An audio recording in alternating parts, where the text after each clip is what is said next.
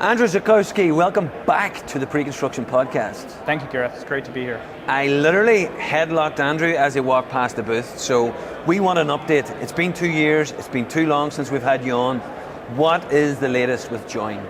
Latest with Join is up and to the right. Very fortunate to have a lot of momentum in the market. And I think a lot of that is driven by our just continued investment in the product. And so 2 years ago, maybe 3 years ago, we were getting started.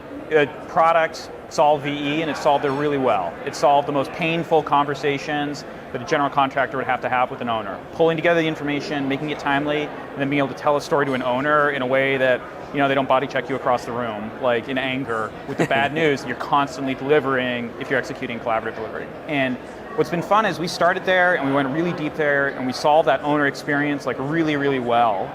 And what's been fun has been our customers like coming to us and asking us to start to solve like adjacent points. Cool. So the story of the last few years is expanding the solution to meet like a lot more needs around pre-construction and design phase management for projects ranging from small TI jobs through like multi-billion-dollar hospital towers. I could call it like affordable housing to zoos, like A to Z, right? Wow, yeah. Unbelievable. And how important has the feedback been from the client side, getting those clients on and really working with them side by side? Yeah, I mean that's critical to us. So like you spent a lot of time talking to technology companies, right? And the classic construction technology founder story is like I was in the trenches, I worked in the industry, I saw some pain points, I decided to start a technology company to solve them. And that's this amazing art. That's not ours. Like my background is software engineering. And most of the core team at Join has exposure to the industry, but fundamentally like our craft is building software. And so the only way we've been able to solve the problems that we do or deliver the caliber experience for our clients that we do is being really freaking good at listening. And so, yeah, for us, it's critical to spend time with customers and get feedback with them. We try to build the things that they want and only the things that they want. Love it. Yeah. And then when Andrew was on the last time, now if you haven't listened to that episode, I would highly recommend going back. It's on the podcast. It's early on. But since then, talk to me about features. Yeah. So recently we just repackaged the platform into two pieces. We call it Join Project, which is the collaborative space that serves the owner, the architect, the general contractor, the major trades, any other design consultants who are involved. That's where the team comes together to get the project from the earliest conceptual stages with scenarios through to GMP and beyond, to make every decision that's going to impact that owner outcome. So along the way there, definitely you're tracking cost and changes to cost. You're pulling in cost data from your estimating system. You might be pulling together a conceptual estimate based on historical data you have inside of Join. You might be having your trade partners in there to provide pricing for changes that are happening in real time and skip a bunch of hops in email. So that's the project side. A lot of the excitement right now is around Core. And Core serves enterprises. Core is where your data lives. Core is where you're able to pull together benchmarking from past projects. Is where you're able to provide portfolio level insights to firm leaders, right? There's pretty good technology for operations these days, and there's pretty robust project controls that exist for it. Companies can see where the smoke is before they feel the fire, on the operations side.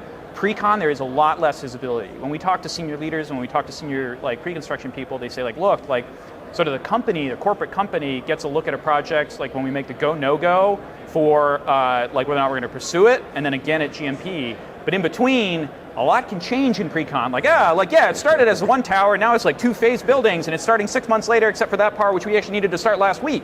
A lot changes and moves in there, but it's very difficult to resource plan across that. It's very difficult to understand what it means for cash flow, because the only way to understand the state of a project is to pick someone up and call them.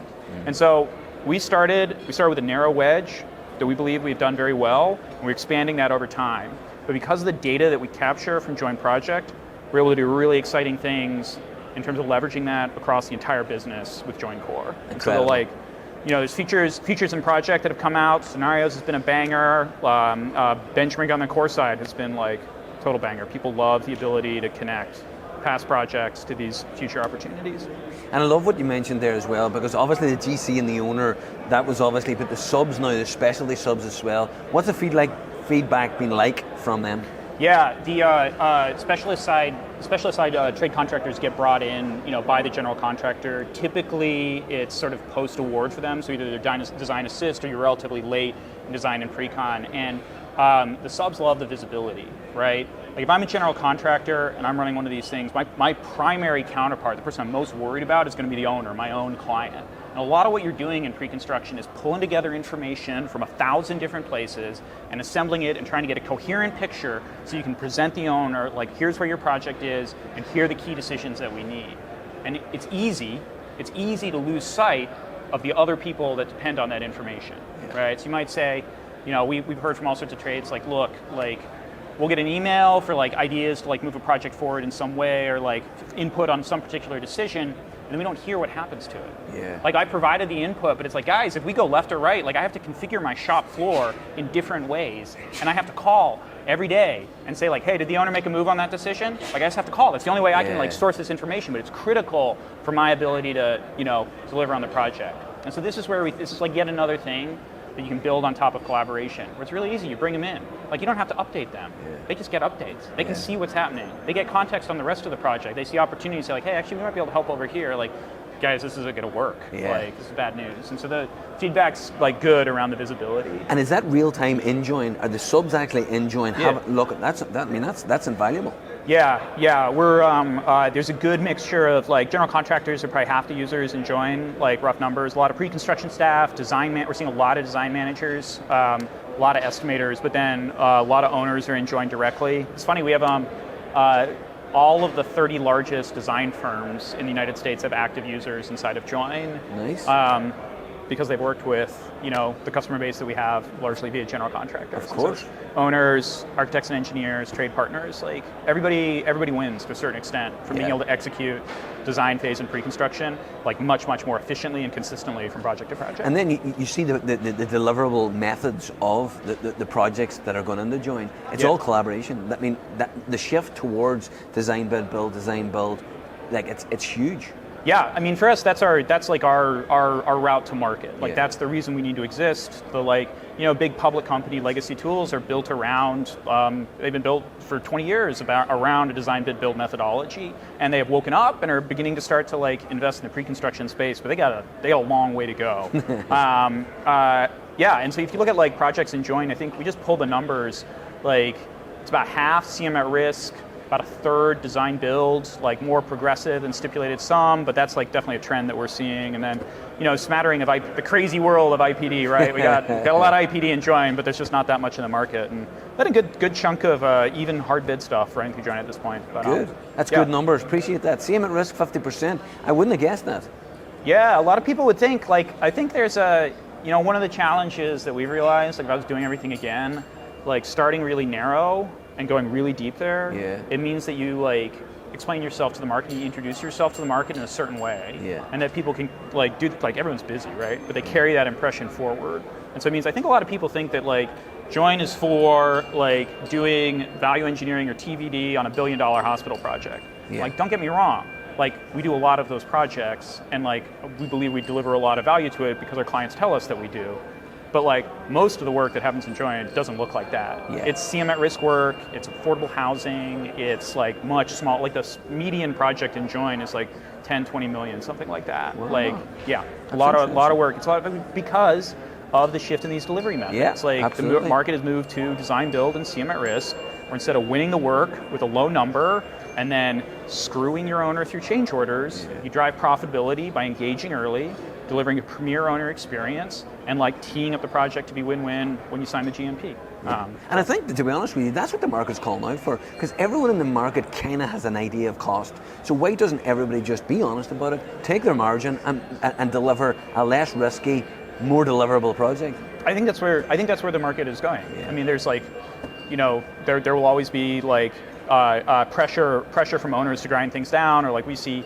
Like there's still owner education that's happening around the value of pre-construction services, right? And so we hear these stories where like, someone gets short of work and so decides to give away pre-con for free on one job, and then the entire city's market moves, and like you gotta build it back up and get owners used to paying for pre-con services again. And so that dynamic exists, but I think if you look at the trends, it's like much more towards like, hey, if we invest early in this planning, we're gonna have much smoother delivery, and I'm gonna get a better project out the other end. Like, no doubt. Tell me now, what's the future look like, Join? What's getting you excited?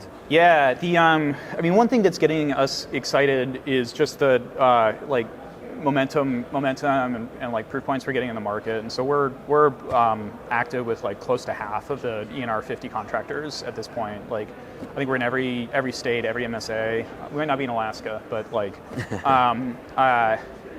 and that's like really cool to see. Like, I started this company and like the first time we came to advancing pre-con, it was still advancing digital estimating. It was like, there were two people in the company, so we had to who were here, so we had to trade off who covered the booth, right? And so it's a great privilege for us and the team to support the breadth of work, because these projects are the whole environment is built, and these communities all depend on the work that our clients do, and so just it's a great privilege to be able to support that at some level of scale. But I'm also a product nerd, so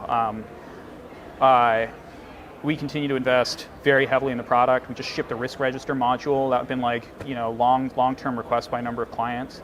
We're making big investments in connecting other things to this owner decision-making process. And so one big area is the timeline. The project is a very active investment for us. It's not the construction schedule, it's the pre-con timeline. Who's got to do what when. Hey, we're going to release these packages early, and that means we need to make all the decisions about it a month ahead of time. Yeah. Or here's the deliverable from the architect that's going to drive these decisions from the owner. Coordinating all of that, which is going to be a step towards something I'm really excited about, which is design management. Wow, okay? That's interesting. And if you look, we talk to our clients, we talk to our customers, the way that construction companies play in the design space is very dynamic, and people are taking different strategies. We see some folks that are bringing on A&E services and bringing them in-house and performing a lot more in a self-perform way. We see firms that are saying we don't want to hold that risk, but we do need to work better with people. So they're hiring design manager roles who work to bridge and communicate between external design partners, the pre-construction team and estimators, and owners as the design is evolving. We also see ones where the contractor brings in very early stage design services into the business, where they want to engage early with the owner when they might still be doing site planning or something like that. But the primary win there is actually influencing the owner's contract with the architect. Okay. And all of this comes back to guiding the design team to build around how things are going to be procured and how they're actually going to be built, instead of designing around sort of the AIA methodology of schematic design to design development to construction documentation. It's a focus on developing the right information at the right time to enable really targeted and smooth execution of the construction project. And if we can nail this, it'll have great benefits for all the projects. It'll actually also be really good for design firms. Yeah. Because right now, design firms they you talk about rework. Design firms just do impossible amounts of rework. We designed this whole thing, but it turns out we gotta hurry up and catch up and get the steel detail because we need to get that out to bid now, because now we're doing these early releases, and we got the numbers back there that wasn't what we had in our budget, and that means we got to go redesign this to pull money out of it, and it hurts their businesses. It means they're not able to focus on value to the owner. And we think if we can get design management aligned with pre-construction, or with the plan for procurement, we're going to get teams. Everything's going to be smoother for teams day to day, instead of the pain of communicating hey, we messed up. Not even we messed up, hey, you can't afford what you think you can afford. Just the pain of that and the education that has to go into it to explain construction math to even sophisticated owners don't build that many projects. Yeah. They don't know. And they're really invested in this project going well, and you got to go in there and deliver bad news, and it's we've already made it way easier to communicate that and make it way more objective and show the work that happens in pre-con. But if we can get this design management thing right, a lot of these problems go away. Everybody gets to work hand in hand towards a shared goal. So, brilliant. Yeah. And a lot of contractors don't get that. They don't understand that what the client doesn't know, they don't know. Yeah. So that filling that up, and it's got to be a story as well. It can't be just as simple as numbers, because it's got to mean something. There's got to be something behind it. Yeah, and they don't understand the numbers. I mean, one of the things we heard, and one of the reasons we started Join was this, we don't get it. We our owners never seem to understand construction costs, but we send over the estimate, and they would actually understand this. But who understands an estimate? Estimate's stack of paper this tall. What does it mean that we're carrying $1.50 for a linear foot of conduit? What does that mean for me, an owner who's really focusing on I need to deliver 10 classrooms to this school district by September 1st, or kids can't go to school. And so, yeah, we get to help with that story. We get to make it better. The data goes into core, and through that, every project gets better from it. So we've got we're able to make AI-based suggestions for like future projects. Like that's been live and in early testing for a few months, and just we can capture more on the project side, and then like, yeah, I'm really nerding out here, but like I come from software engineering. Like software engineering is really spoiled. Like if I go write a new program, like I can know that I'm using the best in the world, like libraries of code for different things. Like you got a date picker, like you can have the best in the world that like people around the world have contributed to, and you can just be certain that it's the absolute best version of that. And all this R&D goes into that, and we just like take it for granted that you get to pick and choose from like the best work that's happened before you if you're programming. Construction, it's really hard to do that. Every project is this crazy, like bespoke snowflake, and the team that's going to deliver that has always been fragmented. And when we look at like how these teams worked previously, the data was siloed, it never came together. It's very, very difficult to understand like what happened in pre-con on this project. Like one of our customers described like, we're really good at pre-con in Southern California. Like we got this guy in this office there, he just like, every project goes so smooth, like it's great. And I was like, oh, that's great, how do you replicate that like around the country? And they say like, well, we can't. Like he runs it out of this one Excel workbook, and he has one sheet per project.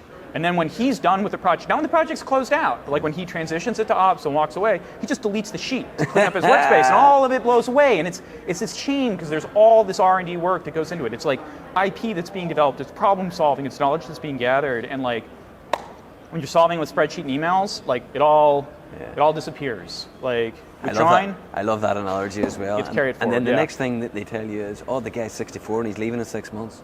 Yes. Well, we're going to get worse. Yeah. We're going to take a massive step back. Love it.